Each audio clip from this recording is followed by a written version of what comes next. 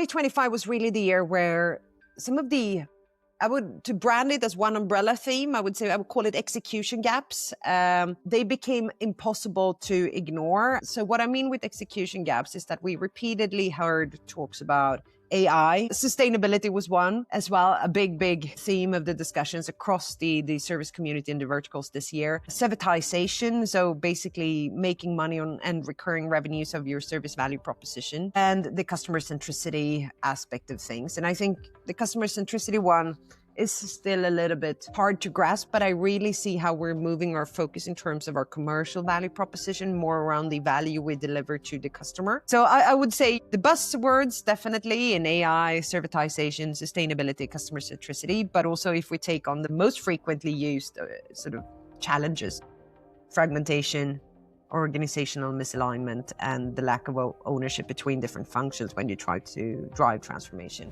Okay, let's put it like this.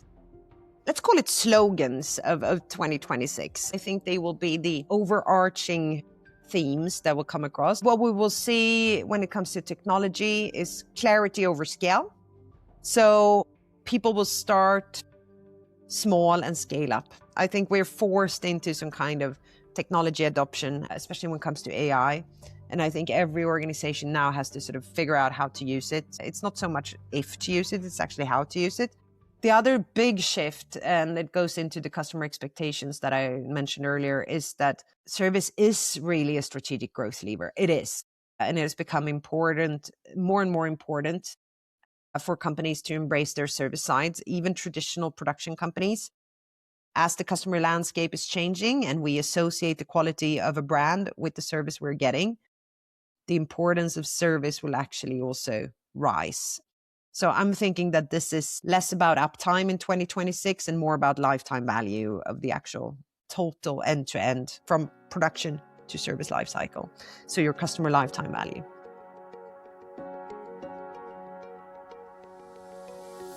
Hello and welcome to Copperberg Conversations on Manufacturing Matters. I'm your host, Nina Roper-Yearwood from Copperberg. Wherever you're tuning in from, I hope you're keeping warm and cozy. Today's conversation is a bit of a tradition for us here. I am joined by none other than Copperberg's Managing Director, Lisa Hellqvist.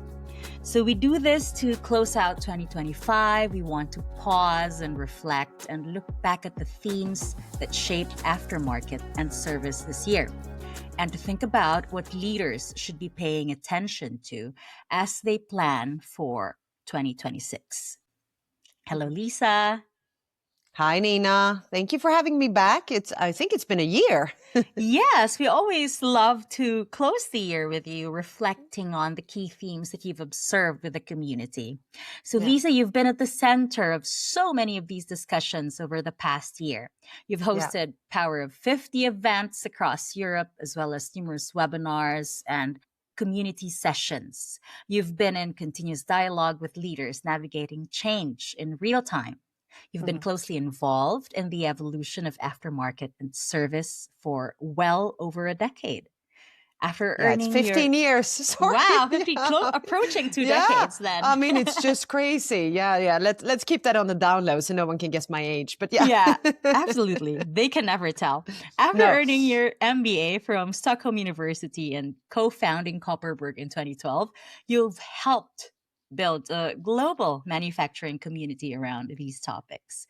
So Lisa, like always, it's great to have you back. I always look forward to picking your brain for this year-end conversation. And thank you, Nina. Yeah, always a pleasure to be back. And I mean, it's been a busy year. So, I probably have a lot of reflections that I hope I can be able to share with the community today. And I will probably forget a lot, but, we only have about, 45 minutes maybe or something to fill. So I hope I will make my members of the community justice and tell the story as it is. Fantastic. So let's kick things off then. When you look back at 2025, what stands out most for you in the aftermarket and service landscape? I mean, the privilege of working at Copperberg is really that we don't just hear the success stories. We actually hear like the confessions, the actual the friction, the hesitations, and what people say off stage. Because in our formats, especially the in-person events, we get a lot of those in-depth conversations, and those are what I bring with me when I try to shape what we're focusing on in the editorial landscape for the coming year. But I mean, 2025 was really the year where some of the, to brand it as one umbrella theme, I would call it execution gaps. They became impossible to ignore. So what I mean with execution gaps is that we repeatedly heard talks about AI. No, of course we did. Sustainability was one as well, a big theme of the discussions across the service community and the verticals this year. Servitization, so basically making money on and recurring revenues of your service value proposition, and the customer centricity aspect of things. And I think the customer centricity one is still a little bit maybe hard to grasp what I mean about that, but I really see how we're moving our focus in terms of our commercial value proposition more around the value we deliver to the customer and the need, rather than maybe falling back on the product quality or the brand name and so forth. And all of that was the sort of buzzwords. But in the end, also what we heard a lot of sort of confessions around is the fragmentations that still exists within the information flows, but specifically when we boil it down to data. Organizational misalignment, one of the key topics is also when you try to move, transformation and change projects or take on new initiatives, it becomes quite clear that different functions have different visions. And that information and sharing, mind share between the organizational units might not be that clear, right? So they might even have different KPIs. So it's one of the things we picked up on a lot, that there's some groundwork to be done. Then it is the lack of ownership, which I also would say. So I would say, the buzzwords definitely in AI, servitization, sustainability, customer centricity, but also if we take on the buzzwords that was actually, or the most frequently used sort of challenges, fragmentation, organizational misalignment, and the lack of ownership between different functions when you try to drive transformation. So it's not easy to single out maybe the one specific sort of technology breakthrough that would probably be pinned at AI, but I think we will touch upon AI later on in our conversation. It's more around the difference in maturity levels, I would say, within the people that are in our community. Some organizations are quietly just moving very fast and get things done, and others are still really debating the fundamental of how to proceed, and maybe not actually getting going, which I think is a risk. So, Lisa, did you expect any of these that you mentioned, or did they surprise you?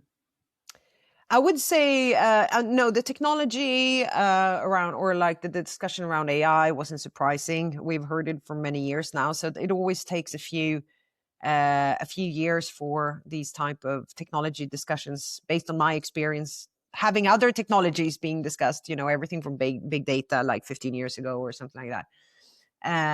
These are buzzwords, but they need a few rounds of conversations and a few business cases that people can lean back on to really get the anchorage they need and go from buzzword to actual business value. So that wasn't surprising. You know what? I think the sort of the scale of inertia surprised many leaders in our room. So it was partly expected, but partly not. I also think that the confessions or discussions, or even if we have success stories on stage from our keynote speakers or in our fireside chats online or whatever format it might be, it always tends to be that the biggest challenge is leaders underestimate how hard it is to change an organization, especially when we move into, service models and incentives and these kind of things. And I think that was, as a bystander, that was partly expected. I would say I think I spoke about that in the last year's review, actually around the commercial models around service, and that we probably are looking into an obstacle when it comes to defining those. But I was a little bit surprised that so many leaders found themselves finding this as one of the main challenges. Not because it isn't, because I think that's quite clear that it could be. But I think what surprised me the most was their surprise around it, if that makes any sense. Ah, The okay. fact that they were surprised me, because I thought that this, when we talk about change, the fact that humans are maybe the toughest ones to actually onboard, I thought that was something that was now a widely known truth. So I think leaders underestimate the sort of tenacity that we need, to actually be able to carry out the change management projects that we are canceling. I find that very interesting, Lisa, because it's a recurring theme, right? For us, like, I've been at Copperberg for 5 years, and repeatedly it's always mentioned a lot: change management, fragmentation, different KPIs for different departments involved. And say, for example, this servitization model that you have been talking about. So could you just elaborate a little bit about you being surprised, about the leaders being surprised? Yeah. But it is about leadership in the end, right? So absolutely. I think, and maybe it has to do with the size of the organizations and the sort of the scope of the manufacturers that we actually work towards. I mean, obviously, I represent a small entrepreneurial company that has in its DNA to be agile and adaptable. Sometimes too much, maybe, but we can definitely not accuse Copperberg not to be prone to change, which means that my view on change is, of course, different than the community's view still. But what I think is surprising is that we have for many years now, since the pandemic, spoken about agility, resilience, adaptability, and these kind of keywords as almost like our, northern star that we're trying to navigate towards as leaders. And in the end of the day, we go into these technology projects, and it doesn't have to be just technology integration. It could be other kind of value propositions where we, for example, want to roll out a specific, customer portal, or it could be a different kind of, service ticket project, or it's a different kind of contractual business case for your service clients or aftermarket clients. And then when I hear these success stories, which are normally good, and the success is still proven, when we ask those leaders what was the hardest thing, they always say it was the people, the change internally. And I find it interesting that we have yet not learned not to underestimate the impact of that. That's what I mean. It's like, I have no issues with that being the toughest thing, because it should be, and it probably will be. I am just surprised that we still think somehow that it's going to be easier than it is. And the more we learn from these change projects and actually can take that into consideration when we do other types of change projects and adapt in the future, I think the easier the uptake will be, right? So when we get it into our sort of corporate DNA or company DNA that change is inevitable, we have to, otherwise we fall behind, then I think it will be a lighter lift for any leader for every time they try to change something. But I was still surprised standing, at the side of the stage and still hearing the confessions on how painful it has been. So I think we need to stop underestimating it and probably plan accordingly instead. And then, just actually maybe not think that it will just be able to be forced upon people, or for people will adapt when it's rolled out and we will come to a consensus naturally. I'm not so sure that is the case. And that is something that I have learned, by reading between the lines from the leaders, that those who had a very strict agenda with a very clear path and onboarded carefully their colleagues and maybe customers even in the rollout process, and it might have taken slightly longer, but they have also stirred up less commotion and less sort of, I would say it's a slight uncertainty that comes around change. And some people are very good with change and some people are not. So we have to sort of, as leaders, we have to include them all in the change program somehow. So Lisa, I would like to stay on the topic of change with you, because I think change, transformation, they are almost synonymous, right? When you talk about it in an organizational sense. In your view, though, despite the apparent surprise that you have felt, looking at the surprise of the leaders about this aspect, what genuinely changed this year and what didn't, despite all the noise? I think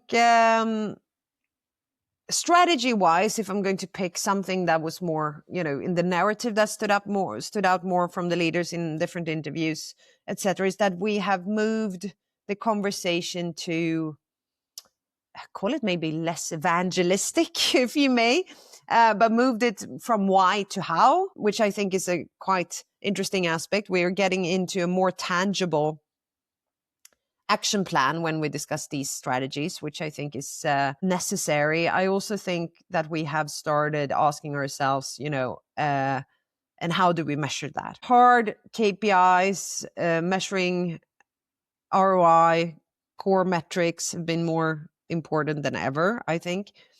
Maybe because of the sort of macro environmental landscape and the sort of financial uncertainty, and some markets are more are tougher than others currently. We see it's just country-wise, it's a big difference, right? Even within Europe, how the different markets are responding to the sort of macro environmental pressures and, the disruptions we're seeing in the international markets.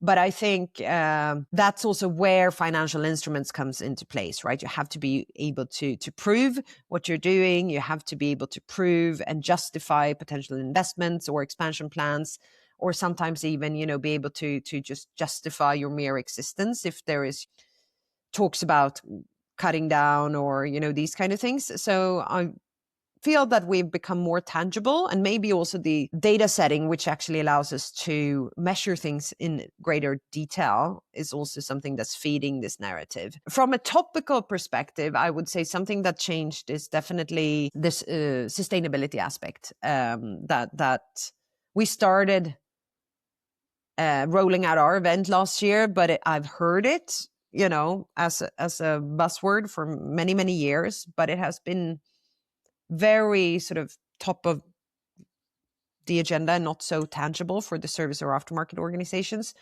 Now I see it in almost everything we do. It comes across in every presentation. It is mentioned in any sort of discussion or interview.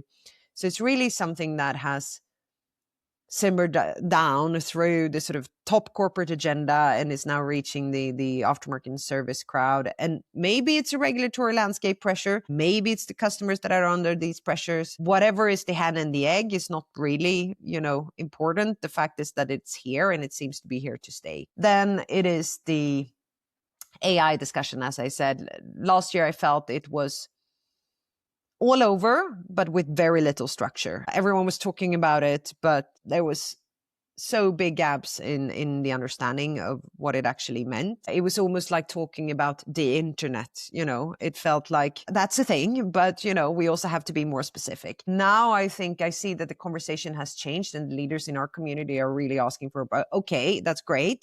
AI. I also think we've started to take AI down to which type of AI in which context, AI for what, and then also actually started asking, where does it sit nicely within my workflow or my department's workflow, and maybe not looking at it as some kind of unified holy grail of technology that can solve everything. And it doesn't at all have to be an autonomous voice that takes your decision. It's all what you want it to be, right? So I think that is an idea that has landed with people now, and it had to be done that way, because I don't think we can actually capture the full value unless we understand it properly.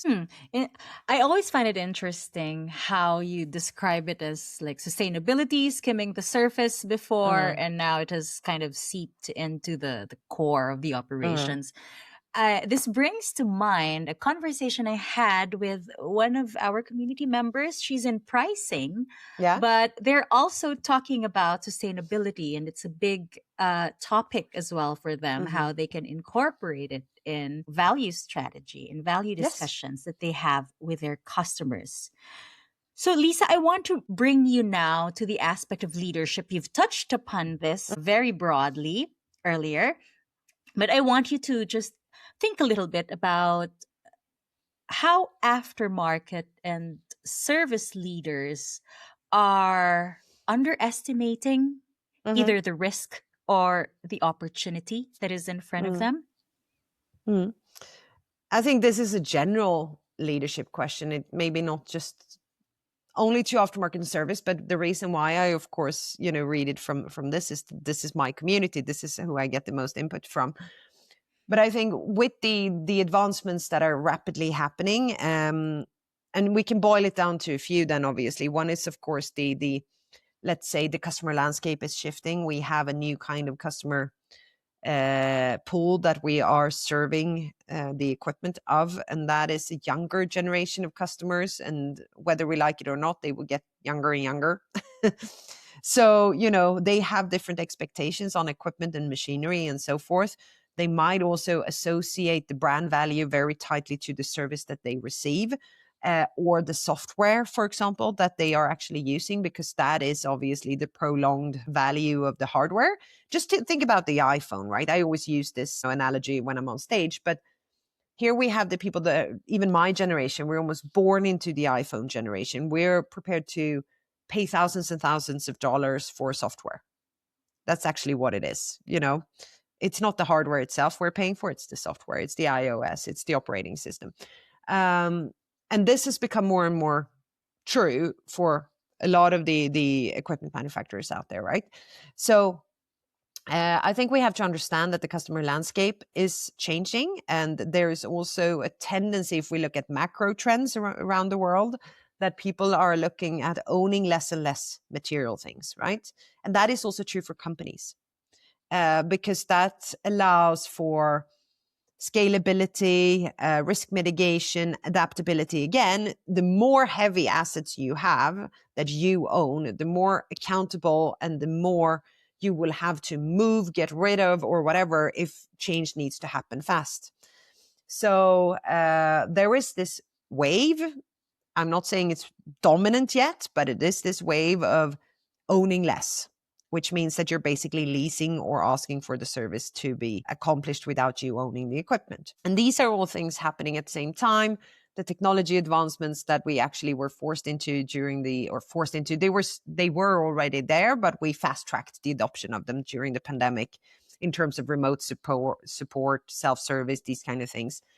They are really also paving the way for this kind of customer behavior, and they see it is possible, so they can also ask for it, right? So I think that's one thing we can't back off of that. That also means that when we're looking at this new landscape and the technology-driven opportunities that are out there, we can see it as opportunities for ourselves to be more efficient and more sort of data ready, which is obviously something that's great in service. But I also think that there is a potential loss if you don't, because your competitors will.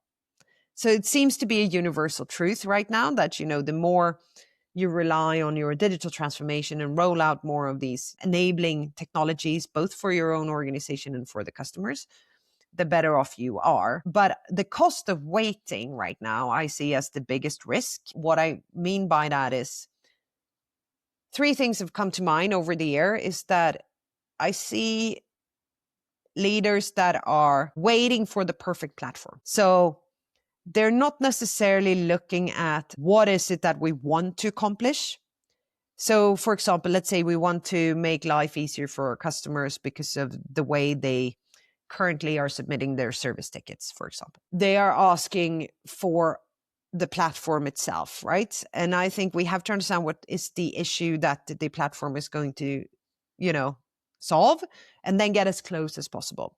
Sitting around and waiting for a platform that is perfect and then say, can it do this, this, and this? You're probably not doing that today anyhow. So a step further is still a good step, but don't rush it, of course. So you sit with an infrastructure you can't change later on. But there are so many options out there that are quite easy to pick off the shelf and will bring you so much closer to the end goal of making life easier for a customer. And then there is a little bit of a sense that transformations and decisions around making major transformations are actually delayed, either because there is an uncomfortable situation discussing the finances and who should actually fund such a transformation. And maybe we have a hard time of showing the numbers and building the business case internally. And I understand for leaders that it's hard also to say, okay, I guarantee you, or this is, because you're also putting yourself out there, right? And actually, saying that this will help. And what if you're wrong, right? There is a risk on a personal sort of professional level as well for people to go that wholeheartedly into something. But I also think that some of these transformations aren't getting into they never see the daylight because people don't really fund them properly or fight for them properly internally. And then they don't get done and you're already on the back burner, right? So I think we have to look at it that way. Then we also have to look at transformation, whatever transformation it might be. I've heard so many discussions right now where we treat, let's say, sustainability or AI or digitalization as like an appendix almost that's happening outside the core organization. So instead of actually unifying it from within, and maybe it will take a little bit longer and maybe it will be a little bit harder.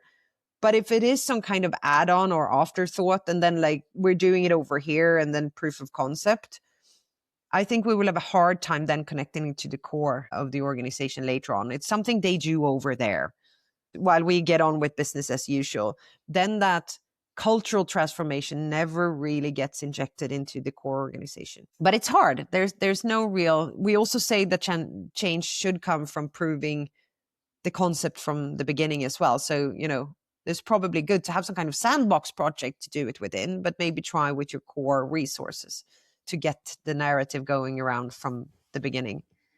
Okay, Lisa. So I'm picking up a lot of keywords from you here. Yes. Number one is I would quote one of our esteemed speakers this year's event about customers, how everyone is getting older and the customers are the only ones getting younger. Yes. So that's one. And then the as a service aspect of almost everything that we have now.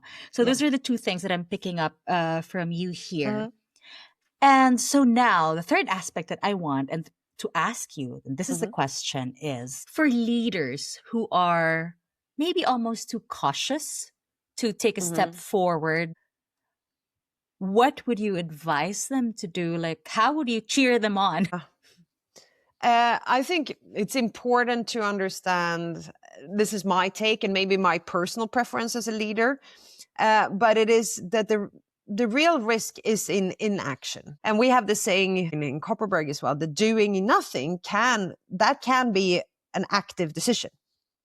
So it's important to arrive at the conclusion of doing nothing actively, right?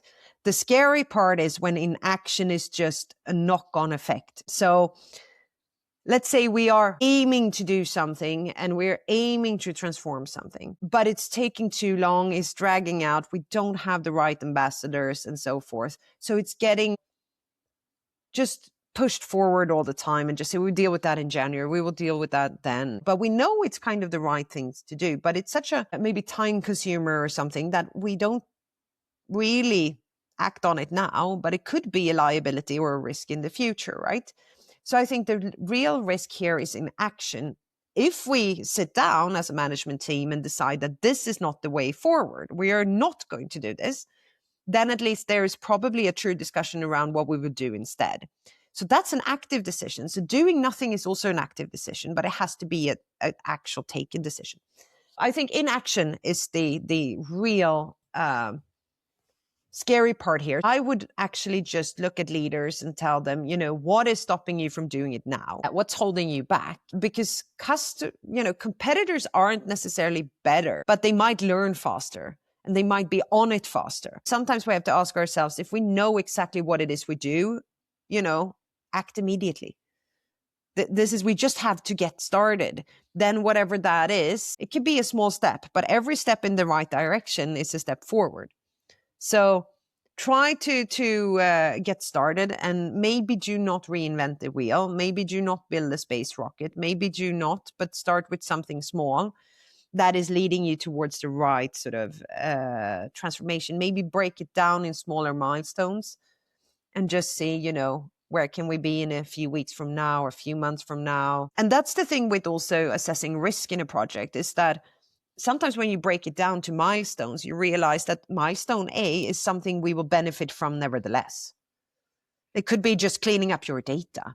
And it's like, there has never been anyone regretting cleaning up data, so that might have been a good investment anyhow, whatever is the next step. So I think it's sometimes very important to just break it down to almost like a domino effect, so we understand what brings us to the next goal.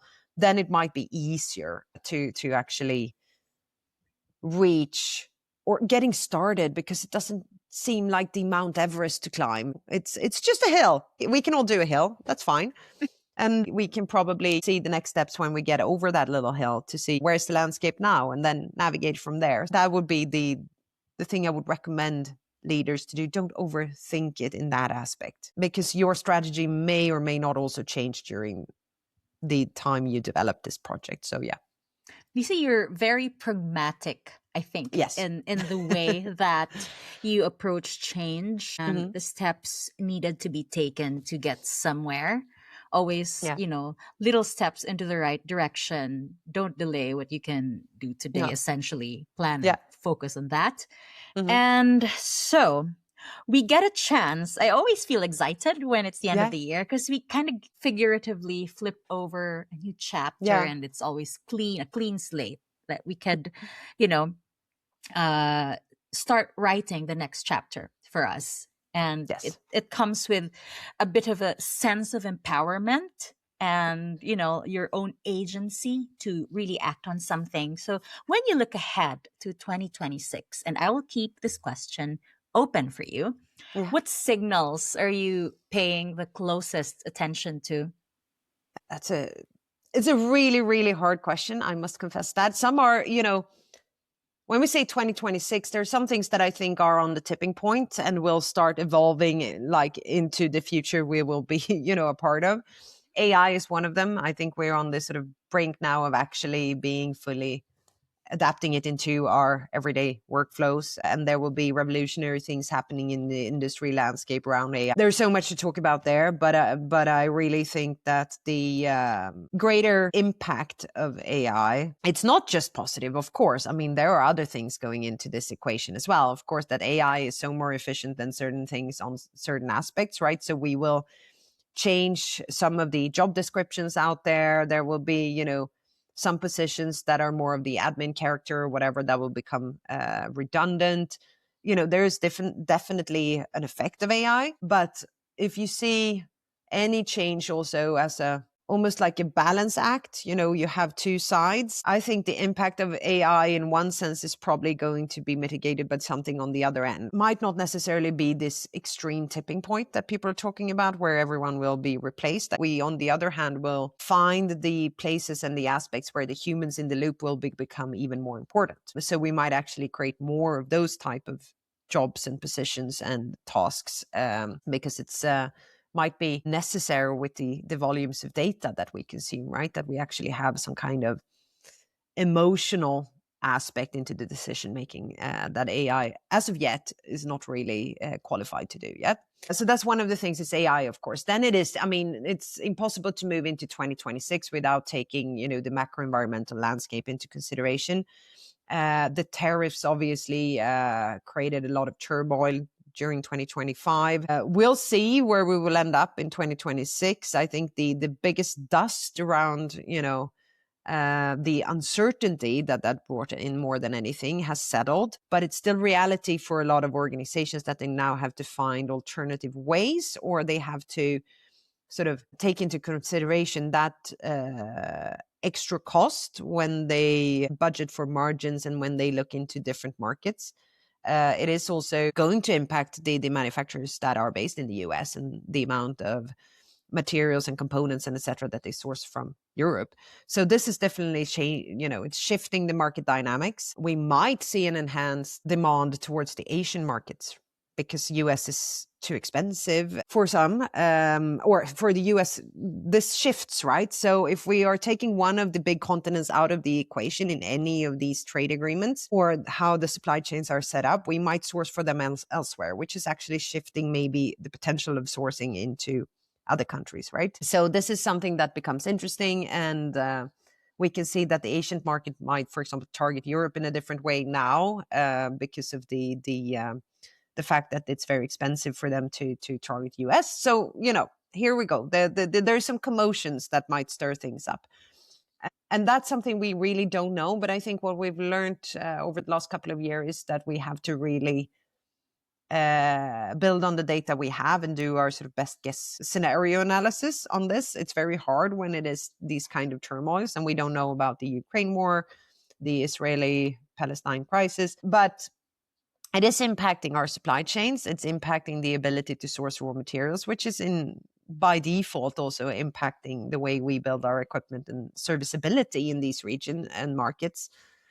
So that's definitely something that we need to stay on top of. Then we have the I would call it the digital thread, which is something that's coming in more and more. It's the connection, of course, of I would say almost the product design, the R&D, the innovation into service parts, components, the technicians technician enablement of actually maintaining the machine or repairing the machine, the ability to read from the bill of materials or CAD drawings, all the way through the life cycle. This is really something that had come to impact commercial decisions. And we have for many, many years discussed the ability of design for service, but it has been a disconnect in the feedback loop from the service organization back into engineering. That connection hasn't really been there in terms of, you can always read the engineering's information in service. That's not that hard to dig out, but it's way harder to create a feedback loop from the field that actually serves the purpose of engineering on how we can do improvements in terms of product, etc.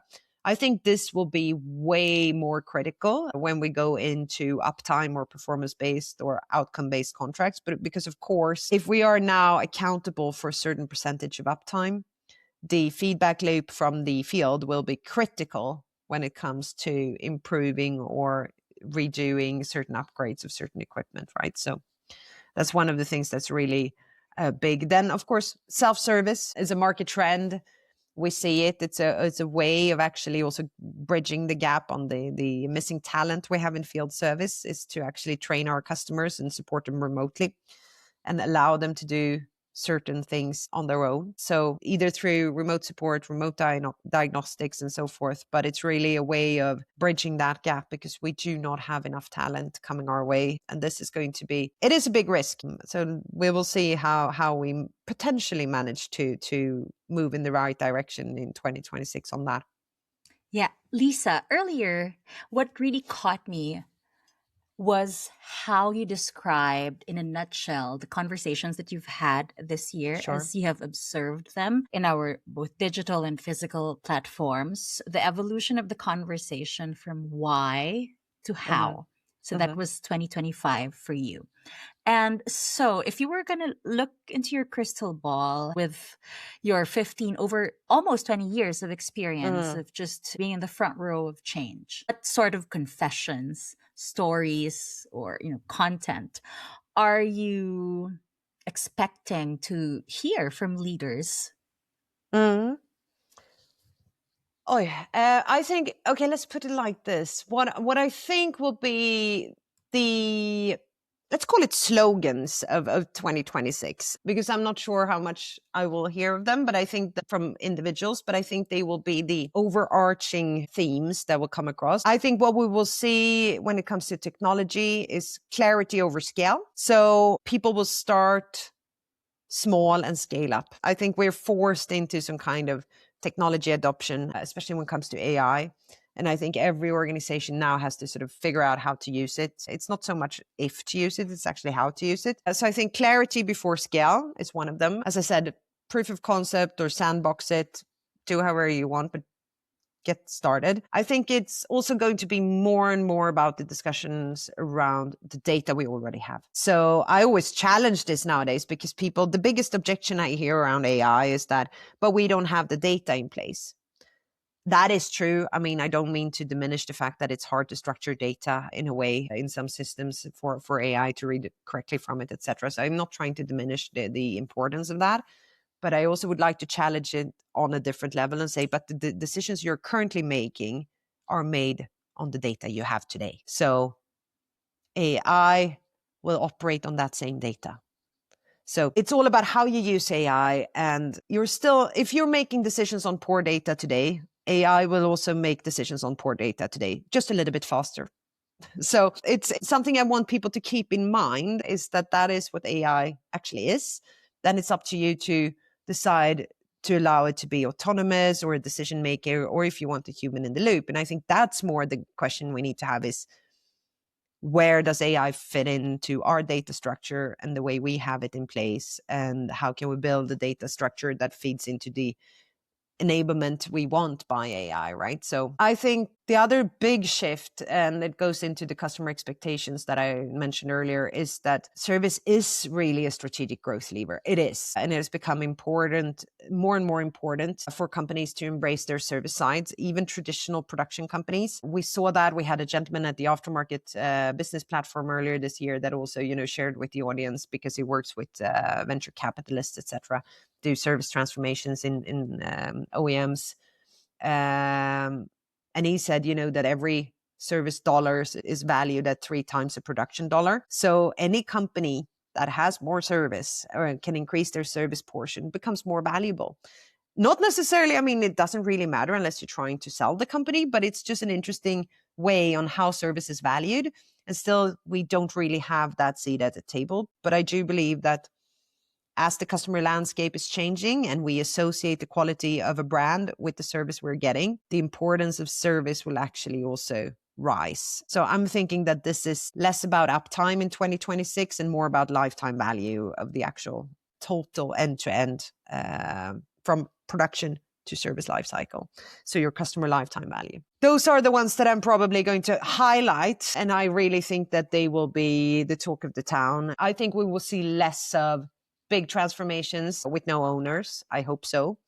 I think we will see less of technology for technology's sake. I hope so too. And I really think we should just stop doing isolated pilots that never sort of touch upon the core processes of an organization. Lisa, before we wrap up, I'd love to end on a slightly more personal note. Sure.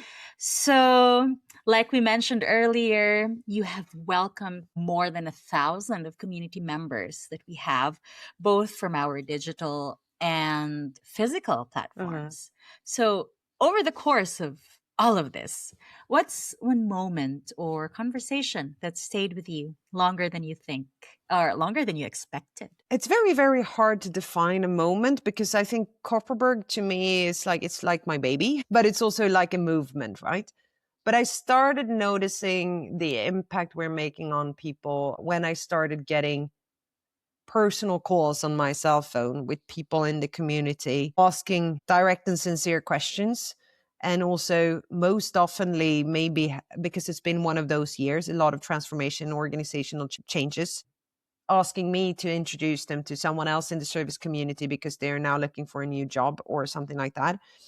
And I think that is actually a very good sort of receipt to what the service community is all about, and what we're trying to achieve is actually not so much about Copperberg itself. It's about that sort of intangible connection that you create within people. When you put a lot of people in the same situation in one room, then the fact that I get to be a part of that and get to be a trusted partner in that conversation is just something I'm very happy about. But that's really something where I realized that this community has grown a little bit larger than it really, sometimes might see when I sit there and do my broadcasts and etc. But it has a different life, and it has a pulse outside of these get-togethers. It's a nice thing to see how the members of the community from all sides, technology providers, the manufacturers, the academia, how they actually come together to help each other, and how they actually engage in conversations and sort of support each other in their different transformation projects. And I hear that some of the members that I met at our pricing event earlier this year in Copenhagen, they have, based on that exchange that they had, started weekly industry peers get-togethers where they just bounce ideas off each other because they met each other at the event, and they just felt that they needed this network. And I think that's, again, a great testament to the power of uniting people and how much can be done when we do that. The ripple effect of the power of 50, right? Yeah, exactly. Yeah. Lisa, thank you so much for such a thoughtful conversation. Thank you, Nina, for having me. It was a true pleasure. Yeah, it's been a valuable moment to reflect on what happened in 2025 and look forward to 2026 as well. So thanks again for sharing your perspective. Thank you. And so, to our listeners, thank you for being with us. See you all again in 2026. If you want to listen to more episodes, you can find Copperberg Conversations on Manufacturing Matters wherever you get your podcasts. Until next time. Thank you so much for joining us today. If you enjoyed this episode, please like or follow us from wherever you're tuning in from. Got a topic you'd love us to cover next time? Or maybe you're itching to share your own insights as a guest? Drop us a line at podcast@copperberg.com. We'd love to hear from you. This is Copperberg Conversations on Manufacturing Matters. Until next time.